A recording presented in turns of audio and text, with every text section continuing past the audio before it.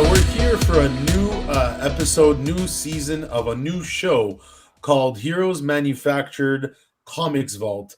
We're here with our new host as well, Jowy P. So I did want to introduce you first in this first episode of what we're calling Comics Vault, which is essentially the segmented show that we've had in previous episodes of the first season of Heroes Manufactured Live. We're going to be doing that here on Comics Vault, and Miss Jowy P is going to be with us, just sharing a little bit of knowledge. And Joey, how's it going?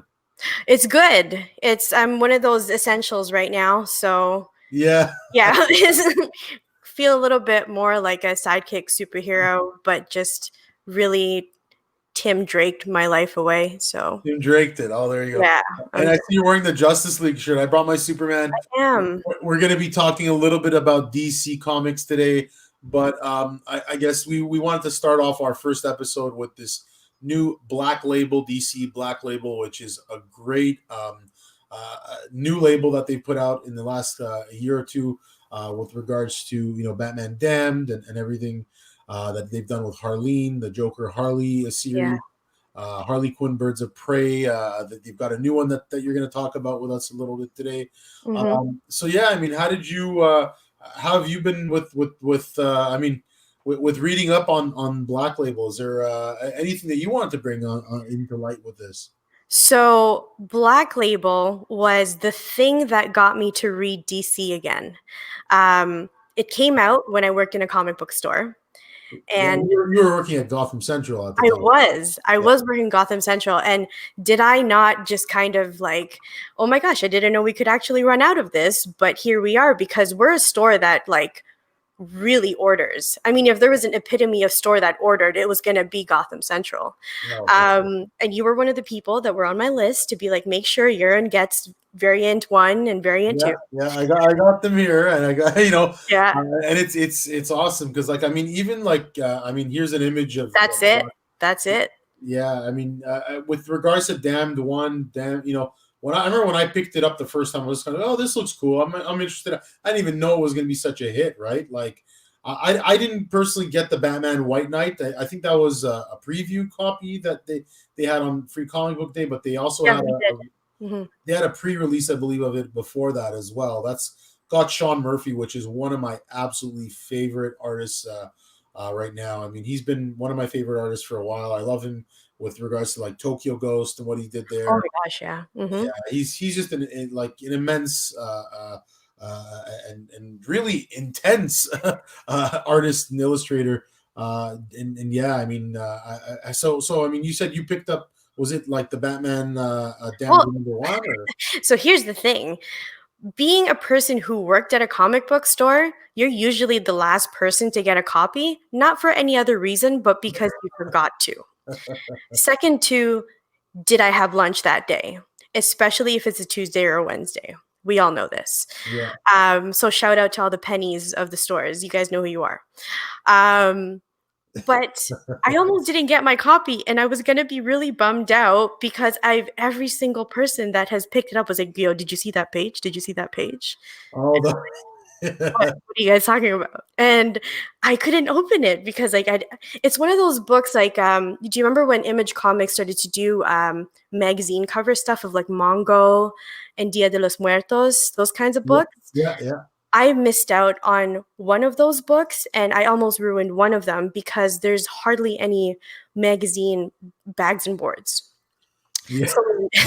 So when that's the hard thing, and it's funny because every major Black Label book now is magazine size, right? It's not your. I love it, but that's how that's how DC's Black Label should have done this, because it's not that things don't look great in graphic novels or single floppies or anything, but the art, the grit in every single one of these books it's too much that I can't. It's so good. Like, No, damn, exactly that. And it's funny because I mean, even with like, if I'm going to go back to this image here, but the White Knight versus Damned, White Knight was still your standard comic book.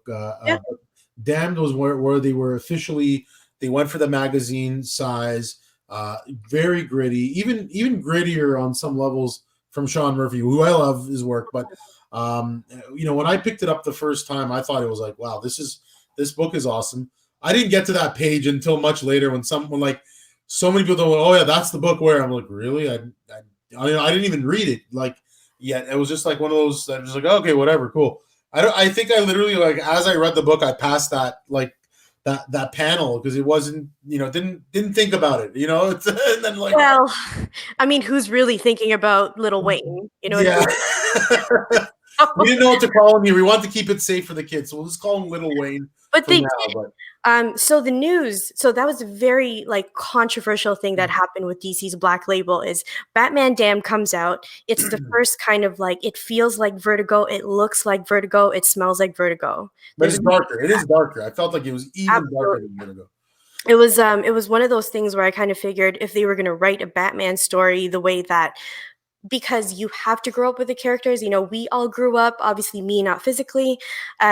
We had to grow with the characters and we get darker as adults, and I think that's the kind of story that we needed, and that's the kind of art. Like every page almost seemed like it was painted. No, You for sure. And I mean that brings me to this. I mean the Oh Joker. gosh, yeah. And this was with we said Azzarello. He did the original book, but is that how you pronounce his name? Azzarello. Azzarello, yeah. Yeah. And so they rebranded that Joker book with this new image because I believe the original image just had a smile, didn't even have the full Joker look. And to me, it's like they took a little bit of the Heath Ledger, Joaquin They did. Phoenix almost. I mean, even though that wasn't released yet when this came out, but it was around close to that time, Yeah. and brought the smile to their face, right? Like it Yeah, like literally. literally, Yeah, exactly. and so I mean, it looks like a painting. It really does. Everything, every image here. I mean, here's some more images. Exactly what you said, Joey. Um, uh, Looks like a painting. I mean, this is Mhm. artwork.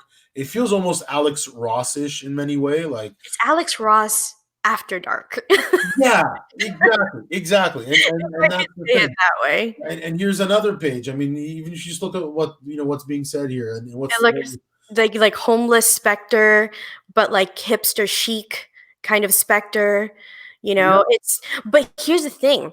I appreciate what they've done with the background and what they did with the characters and the angles that they chose on the panels. Oh, it feels very cinematic. It feels extremely Yeah. cinematic. And the one thing that I noticed, like, look, I mean, he's dark. Like, even though it's just a simple panel here, but you're looking Mhm. at him, and there's this dark image of a character. He was Uh, in the morgue. that he's in a morgue, and Yeah. there's more story around the character, right? Like, there's a lot of visuals, a lot of beauty and in the darkness and all that. So it's pretty cool. And what other books were you into? Were there any other books or you have been reading or looking forward to reading with regards to the Black Label? Well, I know that I'm really looking forward to the Birds of Prey one because Okay, I'm a yeah. huge Black Canary fan. Anybody who follows me in social media knows that.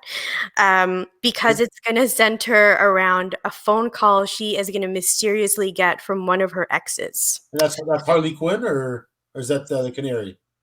Oh no, that's what's on the screen right now is Harley. Yeah, because Harley, they had they had a book.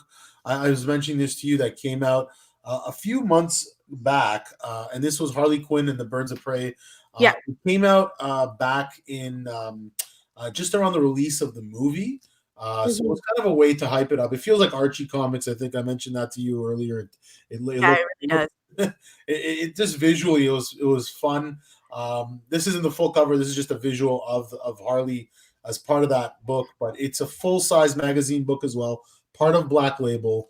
Mhm. It's interesting because that book is probably the furthest thing away from like your typical Black Label book. Yeah. Yet it's still very gritty, believe it or not. So I mean, it's from what I saw, I mean, it was a really unique and interesting book. Didn't get through the whole book, so I'm not gonna go into full detail with that one, but definitely of interest there. Um, No, and but listen, like if you've been, for example, reading a lot of, detective comics, which yeah, is its past, hundredth issue, sorry, thousandth issue now, as well as like action, right? If you like all the B-side Batman stories, and let's say you like all basically any Batman things, but you're sick and tired of what's going on with it because Yeah, there's a little bit of dryness, obviously, when something's been around for that long. yeah, And if you also like the trilogy, so if you like the whole Nolanverse stuff, if you like the Joker that's portrayed a lot darker and a lot more menacing, these are the kind of books that you're going to want to pick up. for sure. All of the Black Label stuff so far that's new release is very Gotham Central. Very Gotham Central. No, I mean very Gotham centric. Yeah, no, it definitely is very, very Gotham centric. Very, um, it feels cinematic, and that's the one thing I kind of want to go back to that because it's like you said, it's the it's the Heath Ledger versions, it's the Joaquin, like it feels more of the real Batman, not the campier Batman, It's grown up Batman. grown up Batman, dark, real. And that's to me, I mean, when I watch the Christopher Nolan movies, Hmm. um, they feel real. That's Batman taken to a reality that we haven't seen yet, and That we have now. yeah, That it could happen now.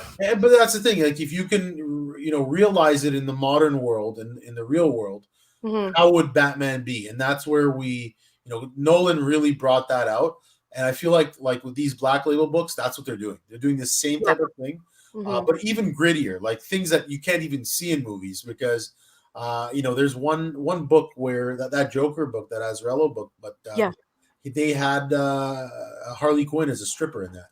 Like that's That's like at the very beginning of the thing. yeah, and to me that's dark as hell. Like you gotta be, it's dark because it's a reality for a lot of a lot of women out there, and Absolutely.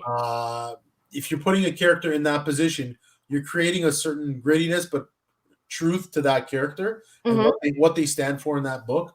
But she's also got that dark, dangerous, fun side to her in that as well. So I mean, Yeah. yeah, it's quite interesting. I mean, and you mentioned to me you're reading a bit. Did you start reading the Harleen novels as of yet? The little graphic novels or magazines that they put out. No, because I can't find Harleen anywhere. Oh, She's a fair hard enough. one to find. It's the one that I'm about to start is Joker Harley. Oh, okay. So that's this one right here, the Joker Harley one, right? Yeah. Yeah, that's the one. Awesome. So that's the one that I've just gotten a hold of in a comic book store here in Mississauga, Ontario. Yeah. So that one I'm really, really interested in because it's going to be like how the Joker. Here's the thing. Do you remember that time that like Joker and Harley was like the biggest cosplays there was with all the couples in all of the land? Oh yeah. Right.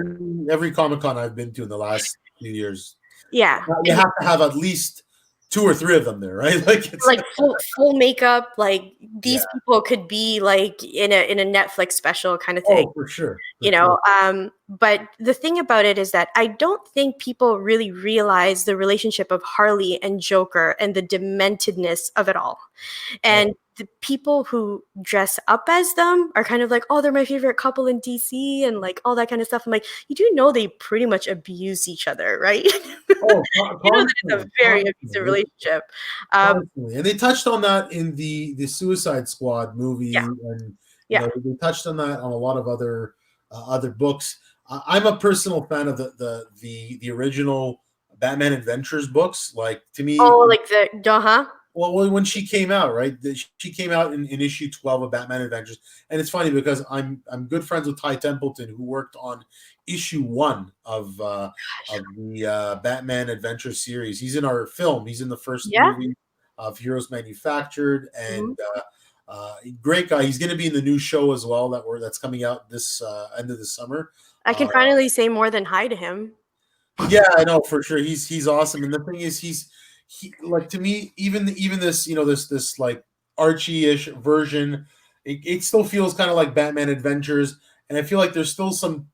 DC's always trying to hold on to that aspect of her, of the Batman Adventures, because that's where we saw her first. And Batman animated. Yeah, Like it's always fun, Harley.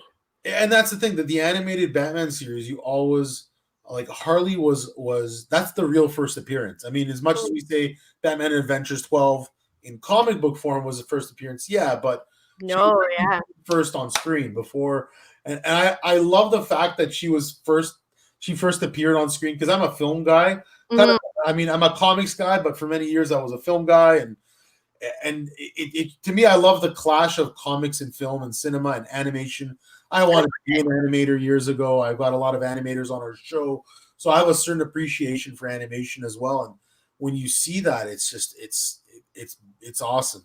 I like it because why I always kind of like seeing that this is how it looks like in a panel, this is how it Yeah, looks like animated, this is how it looks like in a live action, is because I love seeing people's different perspectives. And sometimes it's even something that like I never even thought about that character like that.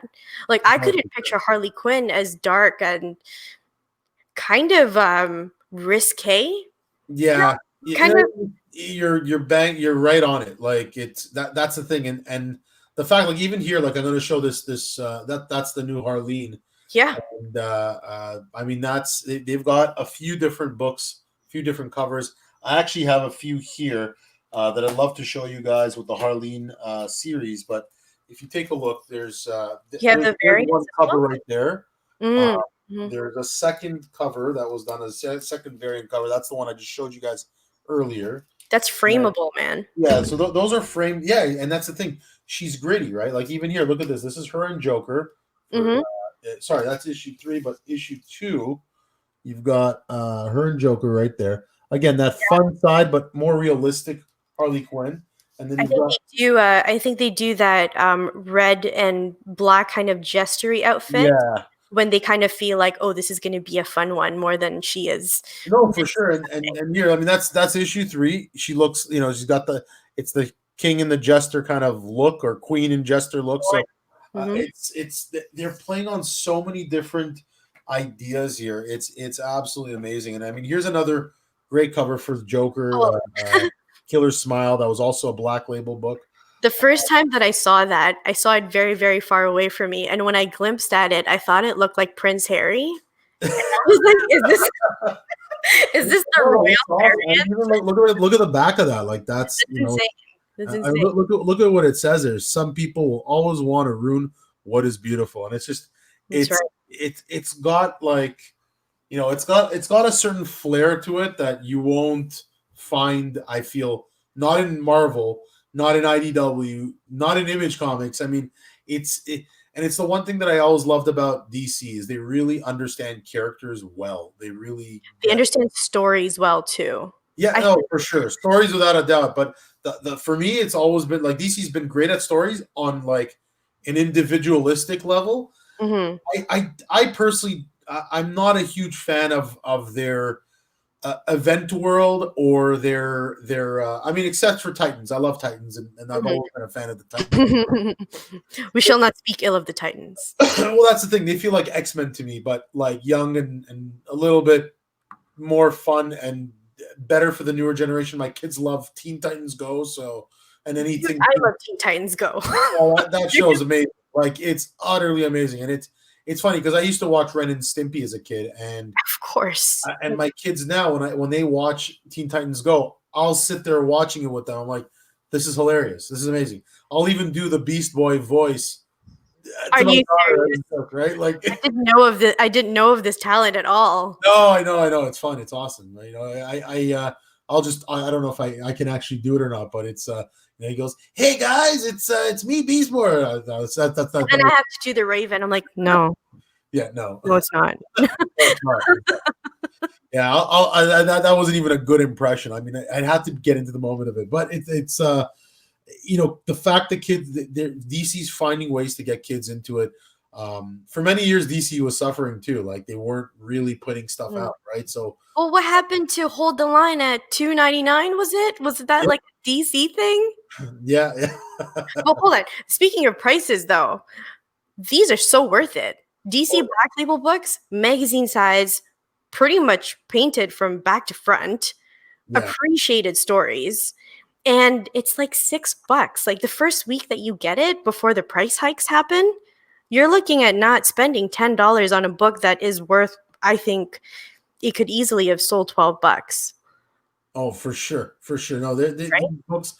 The fact that they're able to pump them out this way, it's incredible. I mean, Yeah. at that low of a cost, it shows that they actually care about their fans though too. Because most other like labels, they would charge a premium for that. And the fact that DC didn't, I mean, that's amazing. I remember when Damned #1 came out, and I was like, wow, this is only like $5 or $6. I'm gonna grab that. I'll grab a few. And I remember I grabbed like, I still have them back there. I mean, I have a little comic room here where I store everything, but for me, it's the fact that they were able to do that. I grabbed like 5 or 6 copies just because I liked all the variants, right? Like they had about 3 variants. So I grabbed 2 of each one at the time for Batman. Sorry, they had the 2 variants. 2 variants only. 2 variants. So, I grabbed. I think I grabbed like 6 copies. I sold 2 of them a while back. And, you would have made money the second week it came out. Oh yeah, sure. I remember it was like for $7, give or take book.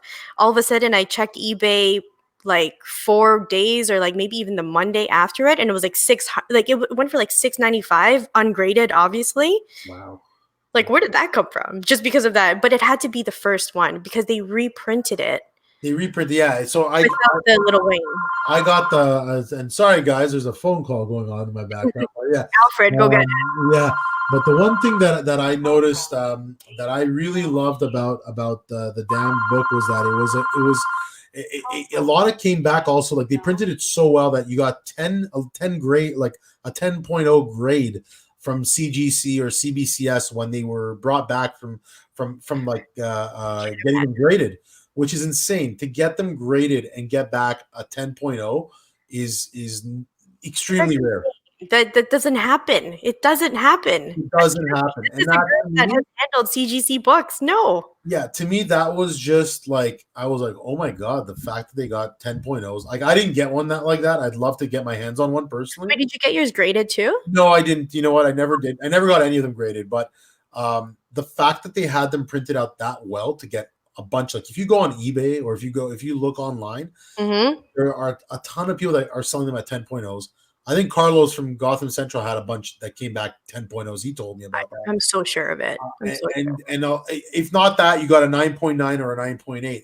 And so the printing, the actual physical printing of these books, the binding, everything was done so well that it feels like DC's finally doing something right. They're taking care of their label. They're doing it all right.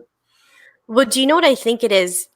Do you think it could be like a overcompensation or some sort of a compensation because of that time that they had accidentally ordered the wrong paper? Do you remember that?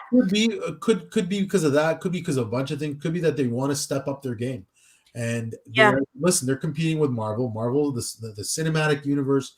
I mean, it's huge at the end of the day, right? But DC seems like they're going the right way. I know the argument. A lot of people don't like the new Superman. Some people love it. Some people hate it. I can understand the new Superman. Yeah, I can understand both worlds. I personally love the Man of Steel. I love the fact that Henry Cavill is a great. To me, I think he is Superman. I love Christopher Reeves for what he was back in the 80s. To me, that's always that always, even as a kid, felt too campy for me. But I'm actually really glad that you said that, because this brings it back to DC's Black Label. Black Label happened because Vertigo also got canceled or discontinued, I should say. And the thing is that I've always appreciated that there's an art to making comics not grow up, but grow up at the same time. You can be an adult now. I can't say the same for like if you were an adult in the 90s when like the Death of Superman was coming out, because it's kind of okay now and even kind of cool to read comics, and collect comics. Exactly. And not only that, I think the one big thing of what you're saying is that in the 90s, that's when comics got darker, when Superman did die. I mean, the fact that they took it out of this perfect world era, because the world wasn't perfect in the 90s. Neither is it perfect now with COVID and the protests going on. I mean, I don't know if we gone back kind of thing. No, but that's sometimes we could go back. I mean, and if you look at like Superman, whether it was from like the era of World War II, or you look at him back in the 50s, the 60s, the 70s, Superman was always portrayed. I mean, after World War II, or during World War II and post World War II, he was very much a character that drove society into a better direction. That was the point of having a character like Superman. He was the hope. Yeah. He was the hope that people were looking for. So in the 90s, people started seeing that even with good people, even with crazy with the best people in this world, crazy things happen. And Absolutely. and that brought a reality to things. And the people that loved the Superman of that era or the Batman of that era, they were a symbol of hope. Now it feels like society wants to be more relatable to them. And because of that, like to me, I grew up off of Death of Superman. I grew up off these darker versions, the Jim Lee versions, or whatnot. Yeah. And I personally, when I see Henry Cavill, he has a darker Superman. But isn't it that's the Superman we need right now? Yeah, he's a more real Superman. He feels, he cuts, he gets cut like everyone else, but at the same time, He gets pissed. He gets pissed, and you know what? I really enjoyed Affleck's Superman as well. I worked on a movie a few years back, and I'll mention this slightly in another. Sorry, Affleck's Batman? No, so yeah, Ben Affleck's Batman. I actually do admire a lot. Some people hate it, Yeah. and I can understand why people don't like him. But is it because they thought that he was going to do like a Jersey or sorry, where's he from? Jersey Girl, or yeah. Where is he from? No, he's from Boston or something. So they thought. But he worked under Kevin Smith, Mallrats. He did, He couldn't see it, but they couldn't see Keaton as Batman. And look at what happened. He's the Batman that I'm going to remember. But you know what? Kevin Smith for years was saying Ben Affleck would be a great Batman. I mean, I could be wrong by saying that, but I'm almost positive Kevin Smith for years has been cheering on and wanting Ben Affleck to be a Batman. And this was before they had their little fallout. Affleck. I met him on a movie in shot here in Toronto. Okay. I met him. I have a scene with him in a movie years ago called Hollywoodland, where I was an extra that got upgraded when I was on set. I was a union actor at the time, and I come and deliver a crate of beer to him. He tips me $100 and tells me, "Hey kid, go make your first $1 million." It was a really cool scene to have in a movie. I got to meet Ben Affleck, really nice guy. But the one thing, that movie, and I knew about him being a good Batman back then, it was about Superman. It was about this guy right here. George Reeves, who was the original black and white TV show Superman. That movie was based on the actor, George Reeves. So it was the first time you got to see Superman, Ben Affleck in a Superman in a DC character universe type of costume. Like a logo, yeah. And that's the thing. He wore the Superman logo. He wore it in the old 50s type of costume, but he had a certain charisma to him. He had a certain because Superman and Batman have very much a lot of similarities in the way that they look. They're good looking. They're very chiseled, like Jim Lee kind of thing. Refined, exactly, kind of. And so that's why they're kind of, there's a certain duality between Superman and Batman. When I saw him as Superman in that movie, and I remember very, very clearly going to see that in theaters because I was in it at the time, and I was like, this guy could be an amazing Batman. And this was before the movie came out. I was like, he would be an incredible Batman. I didn't even know about this. I need to see this. So if you watch Hollywoodland, great movie. He plays as Superman technically, but the actor that plays Superman. So it's a story about the actor's life, how he, it's a murder mystery. Don't want to ruin it for you guys, but it's definitely a good movie. You want to learn about George Reeves, another Reeves that played Superman too, which is unique as hell. But even that movie was a dark movie. So there is a certain darkness to the reality of DC characters, whether it's in real life, the actors playing them, or outside. George Reeves, people think he may have committed suicide. There's a mystery that he was murdered by his ex-wife or by his ex-girlfriend. There's so many different ideas there. And then that could be a graphic novel in itself, man. That's the whole thing. And then Christopher Reeves died, in the 90s. From falling off a horse. He didn't die right away. He was injured. He was paralyzed for many years, and then he slowly just started to, his body degraded and stopped functioning. That was really sad, man. And that was horrible. That was horrifying. And he was like the last of the campy, iconic hope symbol of Superman, as far as I'm concerned. Because even to you. Sorry. You don't think that about Brandon Routh's Superman? No, and I was just gonna bring that up. I don't think so because Brendan Routh's not my favorite Superman at all. I know a lot of people love him. I just couldn't see him as Superman. I ran to the cinema to watch that movie. You know, in CG, they made him jump around and look like Superman. Great. He did not look like Superman to me at all. And it's just preference for me. I mean, I watched Henry Cavill play Superman. Sorry, I watched him play in a movie a few years back. I forgot what it was called. Just prior to Superman, the Man of Steel, he was like I think a Titan or something. It was like a Titans movie, Immortals or something like that. But I got to go back and look at what movie that was. And when I saw that, I knew he would be a good Superman.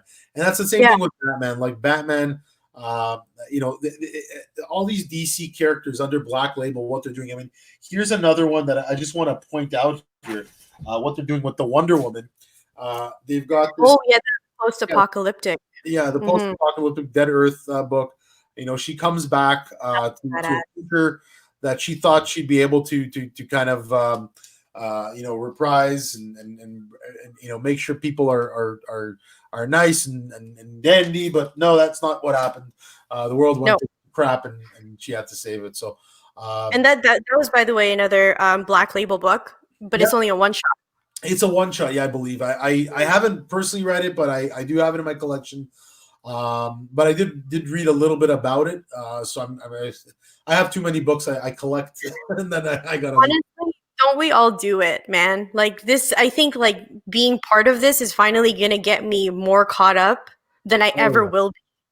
I think I fell off reading comics while I was in Gotham Central, only because I was surrounded by it all the time, and I think I took it for granted. No, for sure. But no, all of us collectors, we have like the whole run, and we've read like 2 copies. No, for sure. But yeah, listen, I mean, it's great that you're on this show now. You're going to be hosting, and you know, I'll be in and out assisting you also with a lot of these new episodes that we're going to be putting out for Heroes Manufactured Comics Vault. Excited to see what more we can put out there. And we're going to have more discussions. I do want to mention to everyone out there, please feel free to subscribe to our YouTube page and to our channel, as well as our Facebook page. And we do have a channel on Facebook as well, Heroes Manufactured Live. So all these will be posted on that, as well as our YouTube channel. But we're also going to have our new TV show coming this summer. I just had a discussion actually today with our distributors. It's looking to be sometime in July. We don't have a specific date yet, only because it's hard to figure that out. But with Heroes Manufactured Creators Unleashed, that's going to be released. We're looking towards July, hopefully not past that, maybe into August. But yeah, just guys, check it out. There's going to be a lot there for everyone. A lot of Marvel, DC artists, and Image, IDW, a lot of indie artists, tons of indie creators, cosplayers, everything. If you're missing out on the con season this summer due to COVID, due to everything that's happening, yeah, check it out. It's going to be a new wave of experiencing comic conventions, not just in Canada, across the US. We've got San Diego, New York. It's across the board. I mean, Florida. So it's really cool. Niagara Falls, Detroit. It's big. So definitely check it out, guys. Thanks, Joey, and you'll be taking over from here. So sorry, guys, if I hosted a little bit more of this episode. And sorry to you, Joey, as well. If I not at all. You know what? This is going to be one of those things where you're kind of the Obi-Wan right now, and I'm still the Anakin. So and you're you know what? I wouldn't even say that because you're I can already tell you're going to be a great host on your own, and you're going to be doing a great job with other guests that we'll bring onto the show for you to deal with. So guys, stay tuned. Jowy P, the host of our new comics vault show for Heroes Manufactured. Thanks again, Joey, and we'll talk soon. Thanks, bud. See you soon. See you soon. Bye. Bye.